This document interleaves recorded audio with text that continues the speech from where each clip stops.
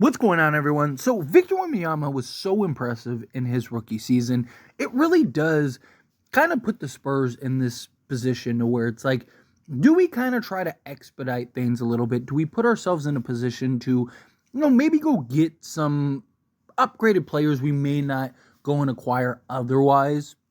Right, kind of put yourself in a position to where, maybe you could go compete. Maybe not even necessarily for a championship, but just bring in some quality talent that could come in, kind of get you in a playoff run. Right, you still want to kind of grow and develop Victor Wembanyama, Vassell, whoever you end up drafting. Right, like you want to keep yourself in a position to where you're kind of finding that nice balance to where you're not hindering your guys that are coming on up, but you also could put yourself in a position to where maybe you can compete a little bit.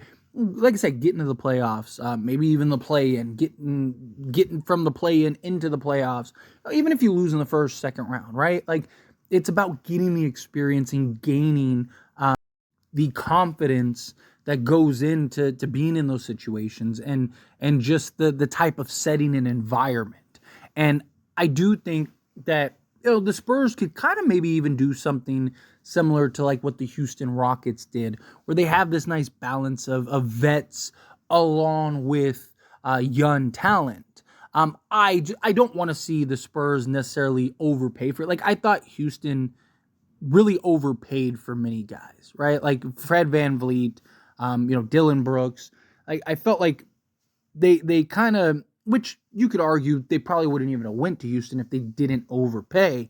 But even just like the years that they gave some of those guys, where San Antonio, if you're going to do something like that, I at most want to see like 1 or 2 year deals. Even if you have to slightly overpay for a guy or two, I don't hate that.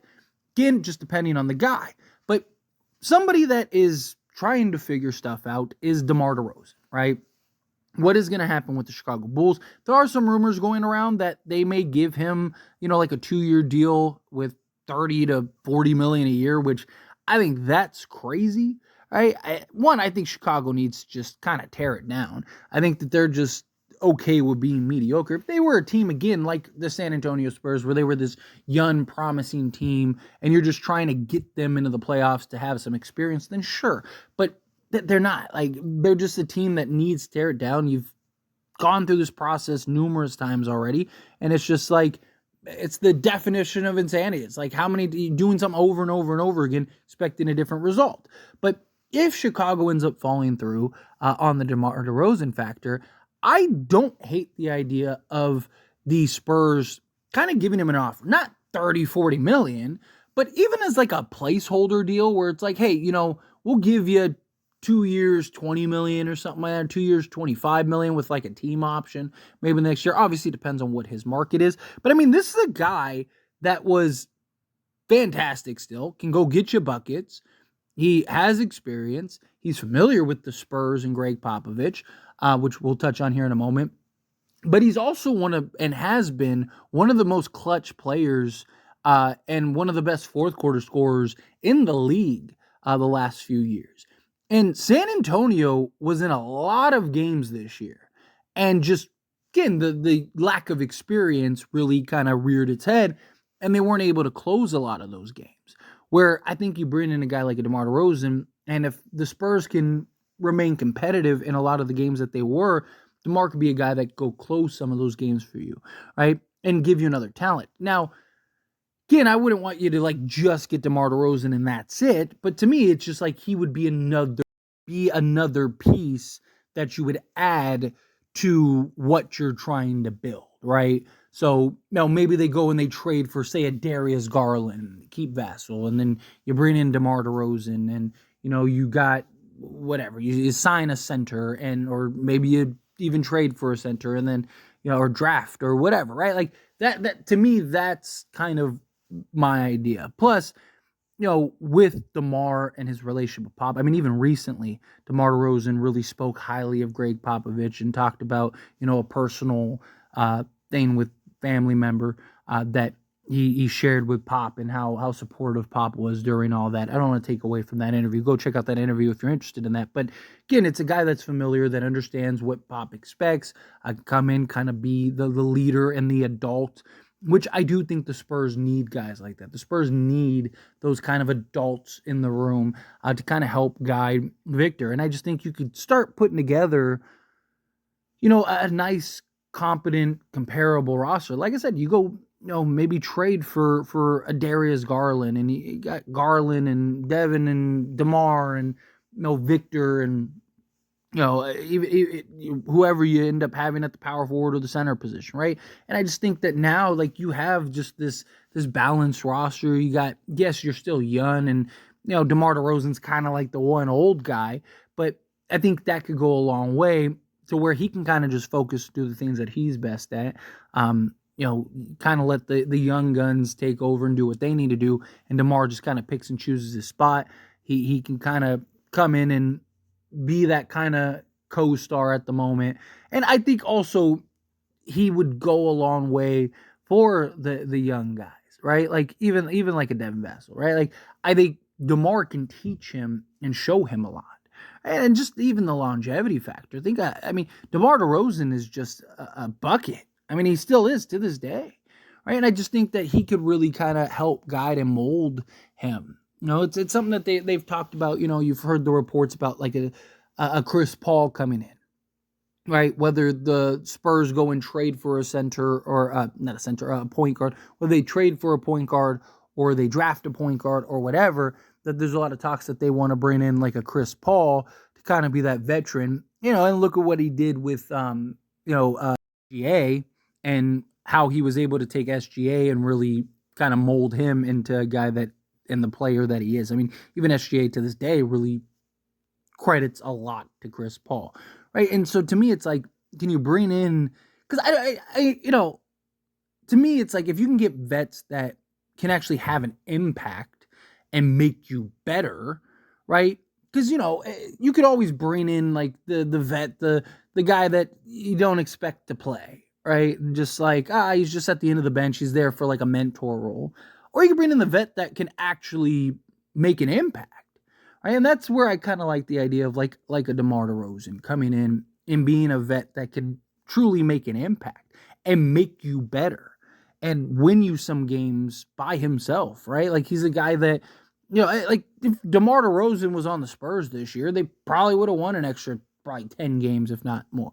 Right? Just his ability to close down the stretch. And think how many tight games the Spurs were in this year that they just failed to close. Right? So if they could kind of, get a guy like DeMar, and then, like I said, bring in a Garland or let's say that they draft a point guard, and then maybe you're trading for a Lauri Markkanen or something, right? Like there's Spurs, I believe, are favored to land Lauri Markkanen, so it's like you could even do something like that, right? Like let's say you get, I don't know, Dillingham or something, right? You got like Dillingham, Vassell, DeMar, Markkanen, and then Victor Wembanyama. Like that's tough, right? Like seriously, like that would be tough. Right? Now you got, again, this balance of just youth and veteranness, and and you get a guy that knows immediately what is expected and what is needed, and fits the culture and the system. Right? Like there's a lot of talks of like even like a guy like Trey. It's like like Trey would be great next to Victor, but he's not really a Spurs culture guy. He's not really a Spurs type of player. Well, DeMar is. Right? DeMar had some success with the Spurs and enjoyed his time there and has spoken fondly of it. Right? So to me, it's like, if you could bring him back and have him, and I mean, look, DeMar when he was there was kind of dealt this bad hand in a lot of ways, right? Like he was kind of in this just like he comes over from in the Kawhi trade and everything like that, and just kind of on this roster where you're just like like. How far is he really going to take this, right? And to where now I just think you have that Victor Wembanyama, go get a guy that can have an immediate impact and kind of, just take your roster up slightly.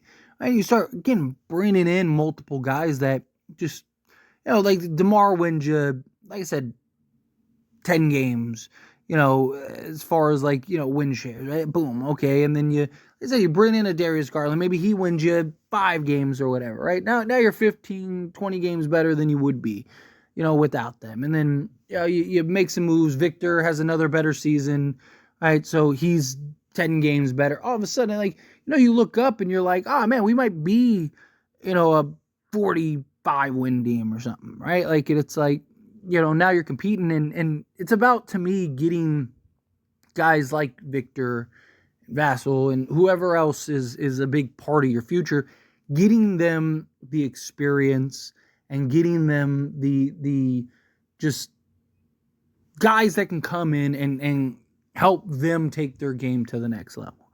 And yes, you can work in the off season, you can work together and train and stuff, but to me, it's like, can you take that next step, right? You were a lottery team. Okay, well, now can you move to like a play-in team?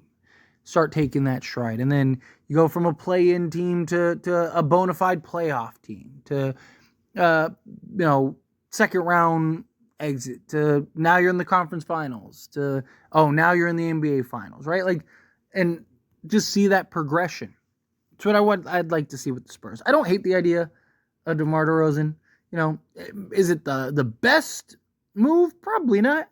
But again, I mean, it all just comes down to like, what is the cost? How much does he cost? What would it take? And can he kind of work it all out? That's what I want to see. But anyway, as always, this is a discussion. Pass a question on you. Let me know your thoughts and opinions down in the comments below. What do you think? How do you feel? What are your thoughts? Do you like the idea of DeMar DeRozan back on the Spurs? Do you think no? Stay away from him. How do you feel? Whatever your thoughts are, I'd love to hear it. Let me know down in the comments. That being said, if you haven't liked this video, hit that like button. Helps me a lot. So we enjoy these types of videos, and I truly appreciate it. Not subscribe to the channel, hit that subscribe button. Turn on the bell notification. Appreciate y'all. See you in the next one. Thank you.